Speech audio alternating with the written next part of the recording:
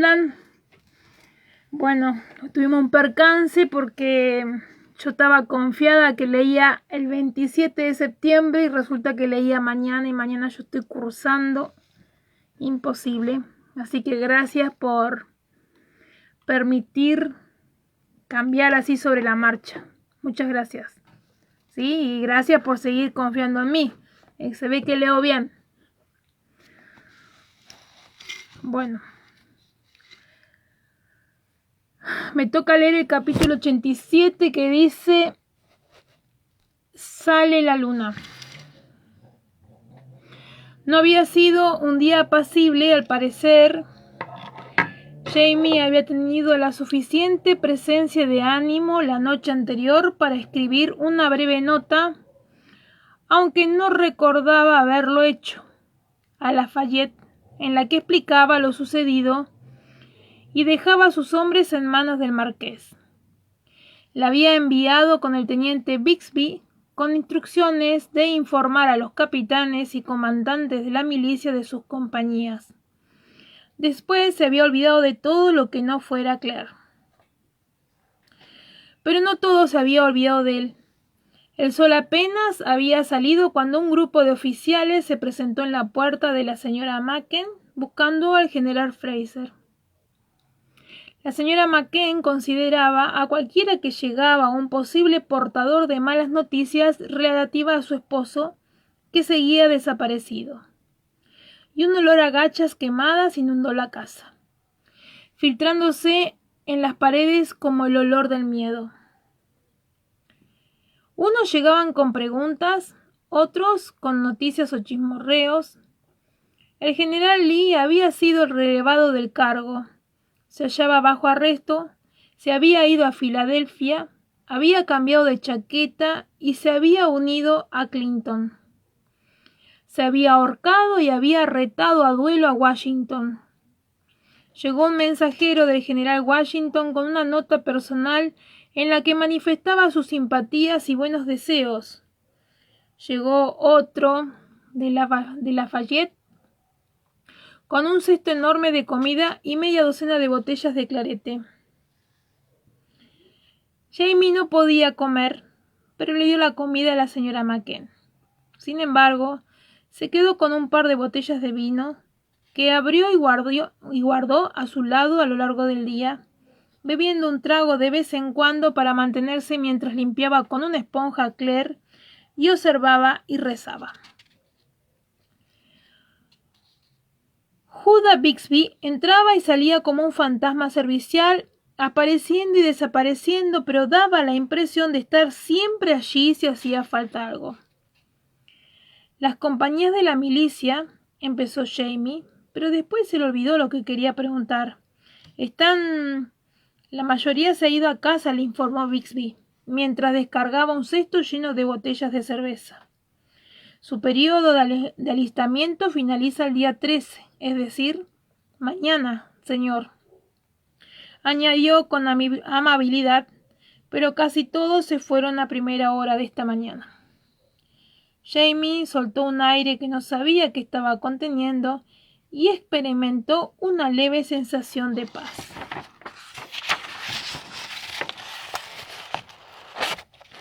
Creo que tardaremos meses en saber si fue una victoria o no, señaló Bixby, y le quitó el corcho a una botella y luego a otra que ofreció a Jamie. Pero sin duda no fue una derrota. ¿Brindamos por ello, señor?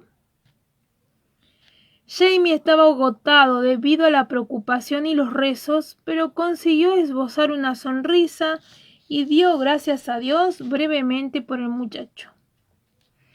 Una vez Judah se hubo ido, rezó una plegaria un tanto más larga por su sobrino. Ian no había vuelto y ninguna de las visitas de Jamie sabía nada de él. Rachel había regresado. Sí, no va a servir mucho. Perdón. Rachel había regresado de la noche anterior, tarde, pálida y silenciosa, y se había marchado de nuevo al amanecer. esto de no tener un aparato donde apoyar el teléfono, como yo pienso que la pandemia va a terminar, entonces ¿para qué voy a gastar en comprar un pie? Pero parece que esto va a seguir para largo. Bueno, probemos ahí. Que en realidad siempre lo meto dentro de un tarrito que mi hija tiene por acá, porque estoy en la pieza de mi hija, porque allá atrás están ocupados.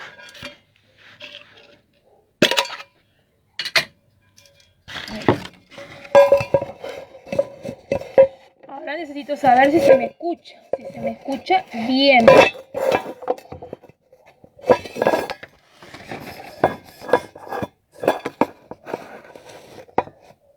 ¿Se me escucha ahí?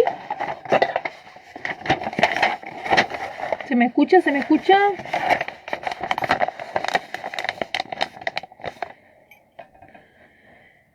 Dottie se había ofrecido a ir con ella, pero Rachel se había negado. Hacían falta las dos para ocuparse de los heridos que aún llegaban y los que se habían refugiado en las casas y los graneros de Big Hope. Bien, gracias. Ian, pensó Jamie angustiado, dirigiéndose a su cuñado. Por el amor de Dios, cuida de nuestro muchacho porque yo no puedo. Lo siento. A Claire le había subido la fiebre deprisa durante la noche y al amanecer parecía haber bajado un poco. Volvía en sí de vez en cuando y era capaz de decir algunas palabras, pero la mayor parte del tiempo dormitaba inquieta, con la respiración superficial y entrecortada, salpicada de repentinos jadeos hondos y desgarradores que la despertaban. Soñaba que la ahogaban, decía. Él le daba toda el agua que ella podía admitir y le humedecía de nuevo el pelo y ella volvía a sumirse en sueños febriles, farfullando y gimiendo. Jamie empezó a pensar que él mismo estaba viviendo en un sueño febril, atrapado en un sinfín de repeticiones de plegarias y agua, interrumpidas por visitantes de un mundo desaparecido, ajeno. Puede que fuese el purgatorio, pensó, y sonrió débilmente al recordarse a sí mismo, despertando en Culloden Moor, hacía ya tantos años, con los ojos pegados debido a la sangre, creyendo que había muerto, y sintiéndose agradecido por ello, aunque su futuro inmediato pasara por residir una temporada en el purgatorio. Circunstancia esta vaga, desconocida, tal vez desagradable, pero que no temía. Temía la que quizá fuera inminente. Había llegado a la conclusión de que no podía matarse, aunque ella muriera. No podía cometer un pecado de tamaña magnitud. Había gente que lo necesitaba y abandonarla sería un pecado mayor incluso que acabar de forma premeditada con el regalo de la vida que le había hecho Dios. Pero vivir sin ella, vigilaba su respiración obsesivamente, contando hasta 10 respiraciones antes de pensar que no habían cesado. Sin lugar a dudas, eso sería un purgatorio. No creía haber apartado los ojos de ellas y tal vez no lo hubiera hecho, pero al salir de su ensoñación vio que Claire tenía los ojos abiertos, un negro difuminado con suavidad en la blancura de su rostro. La luz era ya el último coletazo del crepúsculo y de la habitación. Habían desaparecido los colores, dejándolos sumidos en una luminosa neblina pulverulenta que ya no pertenecía al día, pero tampoco aún a la noche. Vio que Claire tenía el cabello prácticamente seco, la melena de rizos se derramaba sobre la almohada. He decidido no morir, anunció con una voz que era poco más que un susurro. Ah, bien, temía tocarla, por miedo de hacerle daño, pero no pudo evitar hacerlo. Apoyó una mano con la mayor suavidad posible sobre la de ella y la notó fría, pese al calor que quedaba atrapado en el pequeño desván. Podría haberlo hecho, ¿sabes? Podría haberlo hecho, ¿sabes? Cerró un ojo y le lanzó una mirada acusadora con el otro. Lo deseo. Esto es horrible, maldita sea. Lo sé, musitó él, llevándose la mano a los labios. Los huesos de Claire eran frágiles y su mujer no tenía la fuerza necesaria para apretarle la mano. Sus dedos estaban laxos. Cerró los ojos y respiró de manera audible durante un rato. ¿Sabes por qué? Añadió de súbito, abriendo los ojos. No. Se planteó soltar un comentario jocoso sobre su necesidad de anotar la receta para elaborar éter, pero el tono de Claire no podía ser más serio, de modo que se lo calló. Porque empezó y se detuvo haciendo una leve mueca que a Jamie le partió el corazón. Porque, repitió apretando los dientes, sé lo que sentí cuando pensé que habías muerto y le faltaba el aliento. Sus ojos se clavaron en los de él, y no querría hacerte eso. El pecho bajó y sus ojos se cerraron. Jamie tardó un largo rato en poder hablar. Gracias, Sassenach, susurró, y sostuvo su mano pequeña, fría entre las de él, y vigiló su respiración hasta que salió la luna. Veía la luna por el ventáculo. Estaban en el desván de la casa. Era el primer aliento de la luna nueva, pero toda ella resultaba visible, una bola perfecta de violeta e índigo que descansaban en una hoz de luz luminosa entre las estrellas. La luna nueva en brazos de la vieja, decía la gente del campo en Inglaterra. En el cerro decían que estaba cogiendo agua. La fiebre me había abandonado. También me había dejado consumida, mareada y débil como un ratón recién nacido. Tenía el costado hinchado desde la cadera hasta la axila. Lo notaba caliente y adolorido. Pero estaba segura de que solo era el traumatismo debido a la operación. No había infección importante, tan solo una ligera inflamación cerca de la incisión. En cierto modo me sentía como la luna nueva. La sombra del dolor y la muerte aún me resultaba claramente visible, pero solo porque allí estaba la luz para ponerla en perspectiva. Por otra parte, aún había pequeños detalles prácticos e indignos de los que ocuparse. Tenía que hacer pis y no podía incorporarme sola, y menos aún sentarme en un orinal. No tenía idea de la hora que era, aunque con la luna sí no podía ser medianoche. Sin embargo, en la casa reinaba el silencio. El teniente Macken había regresado sano y salvo por la tarde, trayendo consigo a algunos hombres, pero estaban demasiado exhaustos para celebrar nada. Oía leves ronquidos procedentes de la planta de abajo. No quería despertar a nadie llamando a Loretta Macken para que me ayudara, de manera que, profiriendo un suspiro, saqué medio cuerpo con cuidado de la cama y me aclaré la garganta. Aproveché yo también. Sassenach, ¿te encuentras bien? Un gajo de la oscuridad del suelo se movió de pronto y adoptó la forma de Jamie. ¿Sí? ¿Y tú? La pregunta me hizo reír. Ya voy yo, Sassenach, afirmó en voz baja, y oí cómo se levantaba. Me alegro de que estés lo bastante bien para preguntar. ¿Quieres beber agua? Esto... Más bien lo contrario, en realidad, contesté. ¿Eh? Ah, se agachó un borrón claro con su camisa para meter la mano bajo la cama. ¿Necesitas ayuda? Si no la necesitara, no te habría despertado. Razoné con cierta irritación. Pensé que no podría esperar a la señora Macken o a Dotty. Él resopló y cogiéndome por debajo de los brazos me sentó. Listo, susurró. Como si no hubieras hecho tú esto y muchas otras cosas peores por mí. Aunque era verdad, no facilitaba las cosas. Ya me puedes soltar, aseguré. ¿Te importaría salir de la habitación?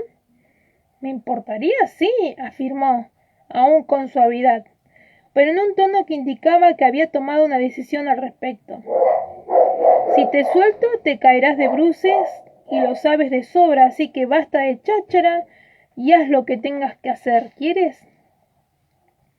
Tardé algún tiempo. Cualquier cosa que ejerciera presión en mi abdomen, incluso el acto de orinar, me causaba un dolor considerable, pero hice mis necesidades y volví a acomodarme en la cama, respirando con dificultad. Jamie se inclinó a coger el orinal, con la clara intención de arrojar su contenido por la ventana a la manera de Edimburgo. —No, espera —pedí—. Déjalo hasta mañana. Él se detuvo. —¿Para qué? —inquirió con cautela. A todas luces sospechaba que yo aún tenía el juicio trastornado por la fiebre y me estaba planteando hacer algún uso sumamente irracional del contenido del orinal, pero no quería decirlo, no fuera a ser que yo tuviese algo lógico, aunque extravagante en mente. Me habría reído, pero me dolía demasiado. Necesito echar un vistazo cuando haya luz para asegurarme de que no hay sangre, respondí. Tengo el riñón derecho muy dolorido, quiero estar segura de que no está dañado. Ah. Dejó el recipiente en el suelo con cuidado y para mi sorpresa, abrió la puerta y salió moviéndose sin hacer ruido como un zorro a la caza. Oí un crujido cuando pisó la escalera, pero nada más hasta que un resplandor anunció que volvía con una vela. En ese caso, echa un vistazo, dijo al tiempo que cogía de nuevo el orinal y me lo acercaba. Sé que te preocuparías si tuvieras que esperar hasta que amanezca. Sonaba resignado, pero el detalle casi me hizo llorar. Él lo notó y se acercó más, alarmado, pegando la luz a mi cara. ¿Te encuentras bien, Sassenach? ¿Eso es que está mal? No, negué y me limpié los ojos deprisa con la punta de la sábana. No, está bien, eso es lo que... Ay, Jamie, te quiero. Y di rienda suelta a las lágrimas, sorbiendo por la nariz y lloriqueando como una idiota. Lo siento, me disculpé, tratando de controlarme. Me encuentro bien, no pasa nada. Es solo que ya sé perfectamente lo que es solo, aseguró, y tras dejar la vela y el orinal en el suelo, se tumbó a mi lado en la cama, mientras se mantenía en precario equilibrio en el borde. Estás dolorida, Nigel, dijo con suavidad, mientras me apartaba el pelo de las mojadas mejillas, y tienes fiebre y hambre y estás consumida. No eres ni la sombra de lo que eras, ¿verdad, pobrecita mía? Sacudí la cabeza y me aferré a él. Tú tampoco eres ni la sombra de lo que eras, conseguí decir con la boca pegada a su camisa, humedeciéndola. Él hizo un ruidito de satisfacción y me acarició la espalda con suma delicadeza. Bueno, aún hay algo más, aseveró. Lo suficiente por ahora. Suspiré y busqué un pañuelo bajo la almohada para sonarme la nariz. ¿Mejor? Me preguntó Jamie al tiempo que se incorporaba. Sí, pero no te vayas. Le puse una mano en la pierna que noté dura y tibia. ¿Te tumbas conmigo un minuto? Tengo mucho frío. Era verdad. Aunque a juzgar por la humedad y la sal de su piel, en el cuarto hacía mucho calor, pero perder tanta sangre me había dejado helada y jadeante. Era incapaz de acabar una frase sin tener que pararme a coger aire y siempre tenía piel de gallina en los brazos. Claro, no te muevas, iré al otro lado. Dio la vuelta a la cama y se colocó con cuidado detrás de mí. La cama era estrecha, apenas lo bastante ancha para que cupiéramos los dos pegados. Expiré con cuidado y me relajé contra él despacio, saboreando su calor y la solidez reconfortante de su cuerpo. Elefantes, comenté, respirando lo más superficialmente posible para poder hablar. Cuando una elefanta agoniza, a veces un macho intenta parearse con ella. Se produjo un acusado silencio a mi espalda y acto seguido una mano grande se instaló en mi frente en ademán evaluador. «¿O vuelves a tener fiebre, Sassenach?», me dijo al oído. «¿O tus fantasías son muy perversas? ¿No querrás de verdad que te...?» «No», me apresuré a decir. «No en este preciso momento. Y tampoco me estoy muriendo, tan solo me ha venido a la cabeza». Hizo un jocoso ruidito escocés y, retirándome el pelo del cuello, me besó en la nuca. «Puesto que no te estás muriendo», repuso, «quizás valga con esto por el momento». Le agarré la mano y la apoyé en mi pecho. Poco a poco fui entrando en calor y mis congelados pies contra sus espinillas se relajaron. Ahora la ventana estaba cuajada de estrellas borrosas debido a la humedad de la noche de verano, y de pronto eché de menos las noches frescas, claras, negras como el terciopelo de las montañas, las estrellas encendidas, enormes, lo bastante cercanas para tocarlas desde el cerro más alto. «Jamie», susurré, «¿podemos volver a casa, por favor?» «Claro», contestó con suavidad. Me cogió la mano y el silencio inundó la estancia como la luz de la luna, mientras ambos nos preguntábamos dónde estaría esa casa. Capítulo 88.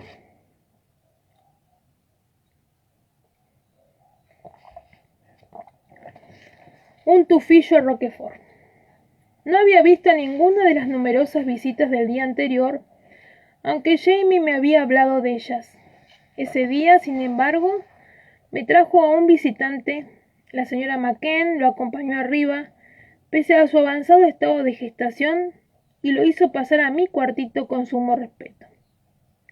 No iba de uniforme y sí resultaba, para lo que él era, bastante soso, con una casaca y pantalones del gris apagado al que solía llamarse, con buen tino, el color triste, aunque él se había tomado la molestia de ponerse un favorecedor chaleco gris bisón. «¿Cómo te encuentras, querida?», preguntó quitándose el sombrero. Y sin esperar a que le respondiera, clavó su rodilla junto a la cama, me cogió la mano y le dio un leve beso. Vi que le habían lavado el pelo rubio, percibí el olor a su jabón de bergamota, y se lo habían cortado de manera uniforme. Como ahora el largo era de menos de 3 centímetros, la impresión general me recordó, a más no poder, a un patito con pelusa. Me reí y después lancé un grito ahogado y me llevé al costado una mano. No sé por qué se pone así el teléfono.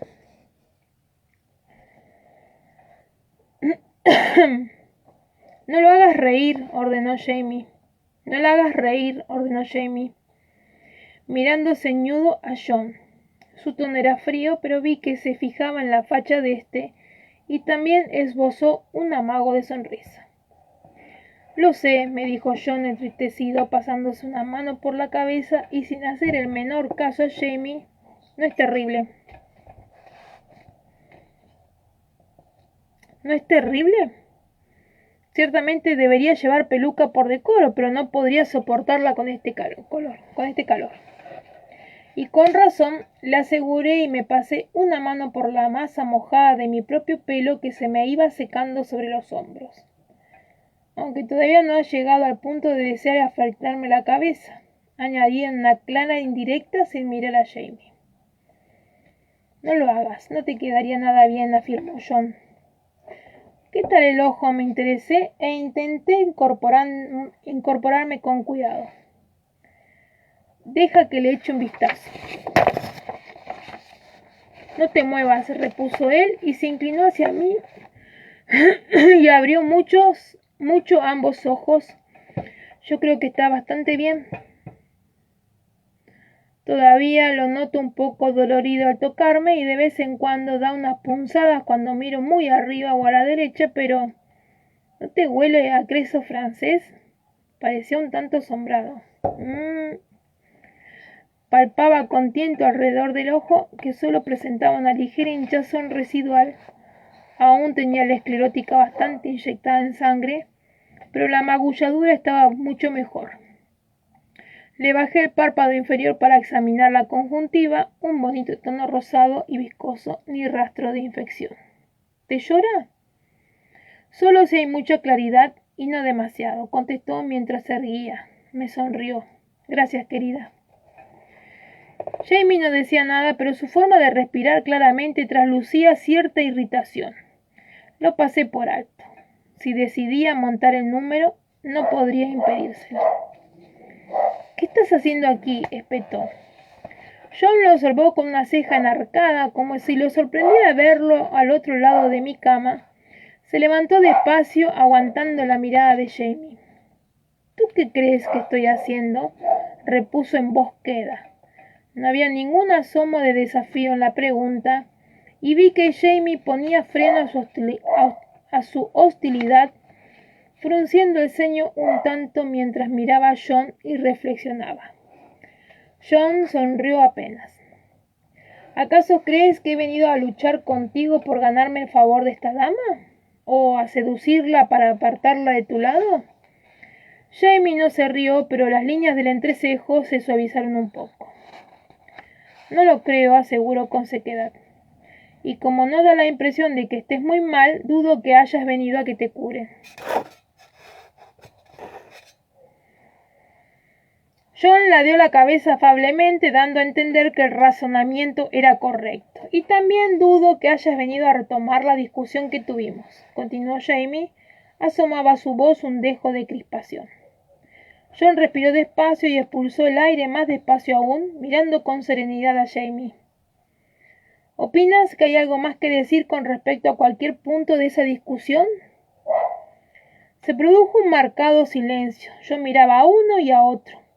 Los ojos de Jamie estaban entrecerrados y los de John muy abiertos. Ambos con la mirada azul fija, solo faltaban los gruñidos y los coletazos lentos. ¿Vas armado, John?, pregunté en un tono educado. Él me miró sorprendido. No. Bien, contesté con un leve resoplido al intentar sentarme.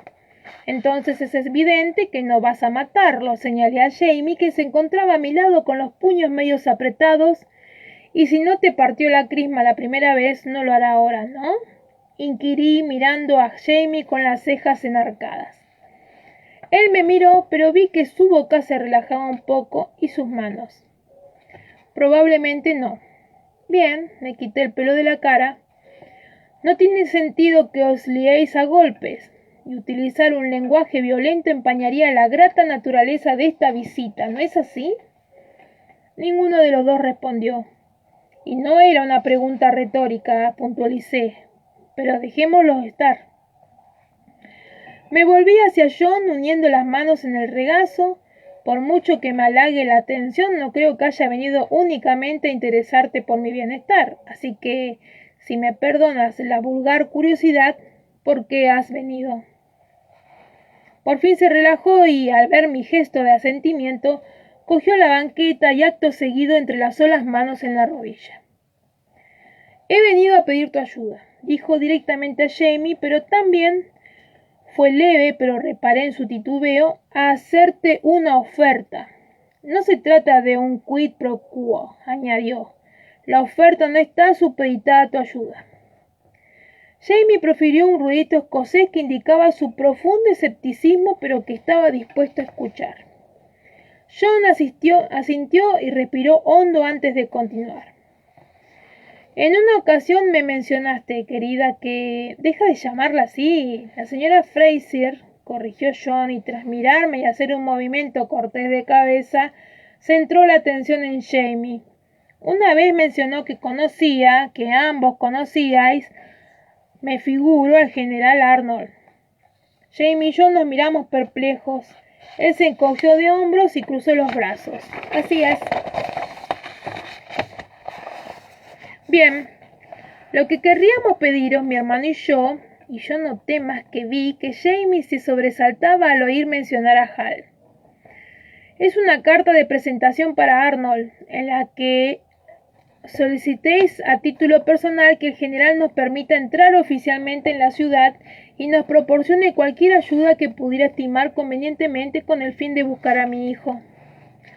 John expulsó el aire que le quedaba, estaba cabizbajo sin moverse, nadie se movía. Al cabo Jamie profirió un largo suspiro y se sentó en la otra banqueta de la habitación. Dime, pidió resignado, ¿qué ha hecho ahora ese mamón? Una vez la historia quedó concluida, John cogió aire y se iba a frotar el ojo malo, pero por fortuna se detuvo a tiempo. Te pondré un poco de miel antes de que te vayas, le propuse. Lo notarás un poco menos arenoso. Esta incongruencia ayudó a salvar el incómodo silencio que se había hecho al quedarse Jamie momentáneamente sin habla. ¡Cielo santo!, exclamó y se restregó la cara con fuerza. Seguía llevando la camisa ensangrentada y los pantalones con los que había combatido. No se había afeitado en 3 días. Apenas había dormido, comido y parecía alguien a quien uno no se querría encontrar a plena luz del día, y menos aún en un callejón oscuro. Respiró hondo y meneó la cabeza como un perro que se sacudiera el agua. Así que piensas que los dos se han ido a Filadelfia, William y el tal Richardson, ¿no? Probablemente no juntos, o al menos no en un principio, respondió John. El mozo de William dijo que salió en busca de dos muchachas que se habían marchado del campamento. Pero albergamos la fuerte sospecha de que se trató de una estratagema de Richardson para hacer salir a William del campamento e interceptarlo en el camino.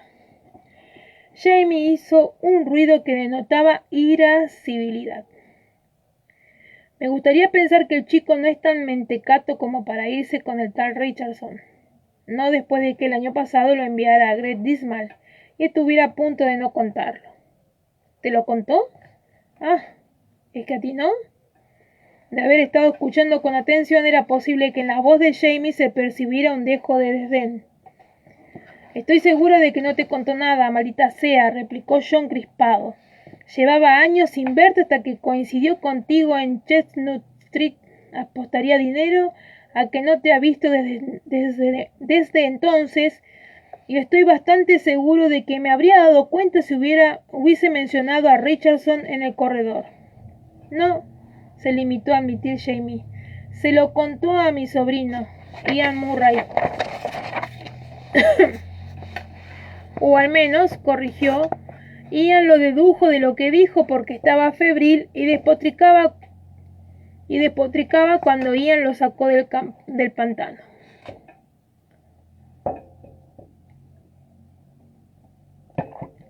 Richardson lo envió para que entregase un mensaje a unos hombres en Dismal Town, unos hombres que según dijo eran legitimistas, pero la mitad de los hombres de Dismal Town se apellidan Washington. El aire de pugnacidad de John se había esfumado, estaba pálido y las leves magulladuras destacaban como lepra en su piel. Respiró hondo, echó un vistazo a la habitación y al ver media botella de clarete en la mesa, la cogió y se bebió un cuarto de golpe. Después la dejó, reprimió un eructo, se levantó haciendo un breve gesto de asentimiento y diciendo un momento y salió. Jamie y yo nos miramos desconcertados. El desconcierto no se vio muy aplacado por la reaparición de John, seguido del duque de Pardloe. Jamie comentó algo sumamente creativo en Gaidling y yo le dirigí una mirada de perplejo reconocimiento. Que tenga un buen día usted también, general Fraser, dijo Hal, con una correcta reverencia. Al igual que John, iba vestido de paisano, aunque lucía un chaleco de rayas de color mora un tanto estridente, y me preguntaba de dónde lo había sacado.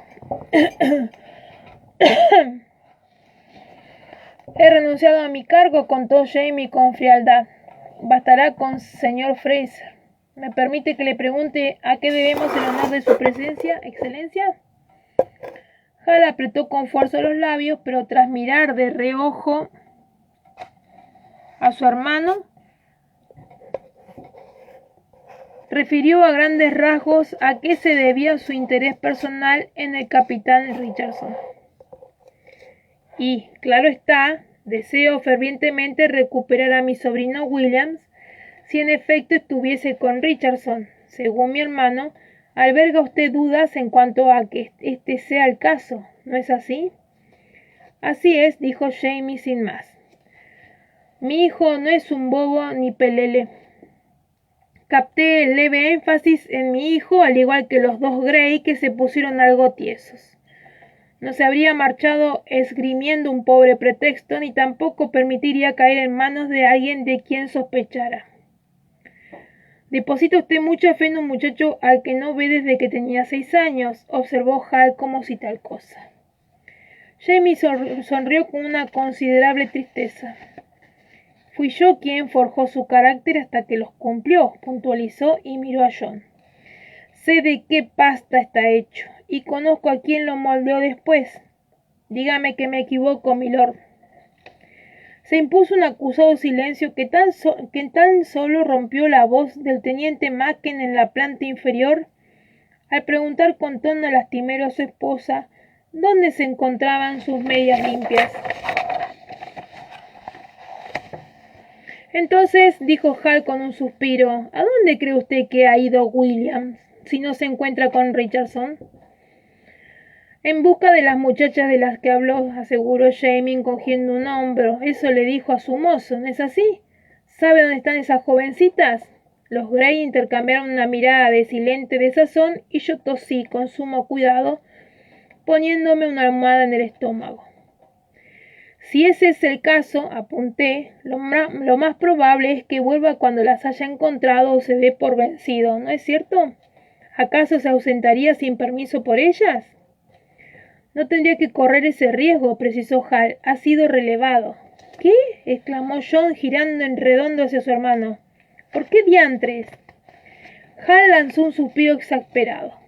¿Cómo que por qué? Por abandonar el campamento cuando le fue ordenado permanecer en él en el momento en que se estaba librando una batalla. Involucrarse en una pelea con otro oficial, acabar en un barranco con un golpe en la cabeza, por estar donde no debía cuando no debía y en general por ser un puñetero incordio. Tienes razón. Es tu hijo, le dije con sorna a Jamie, que resopló, pero no pareció muy disgustado. Hablando de sobrinos, dijo Jamie dirigiéndose a Hal. Parece estar muy bien informado, excelencia. ¿Por casualidad sabe usted algo de un rastreador indio llamado Ian Murray? Hal puso una cara inexpresiva, pero John volvió la cabeza en el acto hacia Jamie. Sí, afirmó, yo sé algo. Lo hicieron prisionero el día de la batalla, tarde, y entró conmigo en el campamento. Después mató a otro rastreador con un tomahawk y se marchó. Lo lleva en la sangre, farfullé, aunque por dentro estaba impresionada y preocupada. ¿Y? ¿Estaba herido? Lo estaba, sí, repuso bruscamente Jamie. Tenía una flecha clavada en un hombro. No se la pude sacar, pero le partí el astil. ¿Y? ¿Nadie lo ha visto desde la noche de la batalla? Quise saber, haciendo un esfuerzo por mantener la voz firme. Los hombres se miraron, pero ninguno me miraba a mí. Yo, bueno, le di una cantimplora de agua mezclada con brandy, repuso John con timidez. No quiso llevarse un caballo. Rachel dará con él, aseguró Jamie con toda la firmeza de que fue capaz. Y además, he pedido a Ian Moore que vele por el chico. No le pasará nada. Confío en que su fe en los suyos esté justificada, señor, replicó suspirando Hal, y a todas las luces lo decía en serio. Pero dado que no podemos hacer nada por Murray, y al parecer la cuestión del paradero de William es discutible por ahora, no es de mi agrado importunarlos con mi preocupación por los míos, pero tengo serios motivos para encontrar al capitán Richardson, aparte de lo que pueda haberle hecho o no a William. Y a tal efecto, ya, dijo Jamie, y la tensión de sus hombres se relajó. Ya, naturalmente, su excelencia. Sassenach, ¿tendrás la bondad de no morir mientras salgo a pedir papel y tinta a la señora McKen? Nosotros tenemos, afirmó John al tiempo que metía la mano en la valija que llevaba bajo el brazo. Permíteme. Y dispuso allí mismo un cuerno con tinta, unas cuantas plumas y una barra de lacre rojo. Todo el mundo se quedó mirando cómo Jamie revolvía la tinta, recortaba una pluma y comenzaba. Sabiendo lo mucho que le costaba escribir y lo mucho que odiaba que lo observasen, me incorporé un poco más mientras reprimía un gemido y me dirigí a Hal. John mencionó que quería hacernos usted una oferta. Comenté, naturalmente nos complace ayudar, al margen de dicho ofrecimiento, pero por pura casualidad. Ah, Hal pareció sorprendido, aunque se repuso en el acto y clavó la mirada en mí. Sí, lo que tenía en mente no guarda ninguna relación con el amable servicio que nos presta el señor Fraser, replicó. John lo sugirió por su carácter práctico para todos los implicados. Se volvió hacia su hermano, que me sonrió. Mi casa de Chestnut Street, propuso John. Es evidente que no tengo intención de vivir en ella en un futuro inmediato, y me consta que habíais recurrido a la familia del impresor en Filadelfia. Dada la fragilidad de tu salud en este momento, señaló con delicadeza el montoncito de vendas ensangrentadas en el rincón, y a todas luces estarías más cómoda en mi casa. ¿Podéis? Un grave sonido escocés interrumpió su explicación y él miró a Jamie espantado. La última vez que me vi obligado a aceptar la ayuda de su hermano, milord, espetó Jamie con claridad y con los ojos fijos en John, era su prisionero y no podía ocuparme de mi familia. Ahora no soy prisionero de nadie, ni lo volveré a ser. Seré yo quien se ocupe de mi esposa. En medio de un silencio absoluto, con todos los ojos clavados en él, se centró de nuevo en el papel y estampó su firma despacio. Y colorín colorado, el cuento se ha terminado. Bueno, chicas, no sé si se ve así, por ahí se ve oscuro, se ve claro. Bueno, agradezco de vuelta que me hayan escuchado y nos seguimos leyendo mañana. Muchísimas gracias y muchas gracias en serio, Muchas gracias y disculpen, mi voz no está a pleno, mucha escuela, mucho barbijo, mucha máscara y mucho polen volando. Gracias. Nos estamos viendo, nos estamos escuchando, mejor dicho.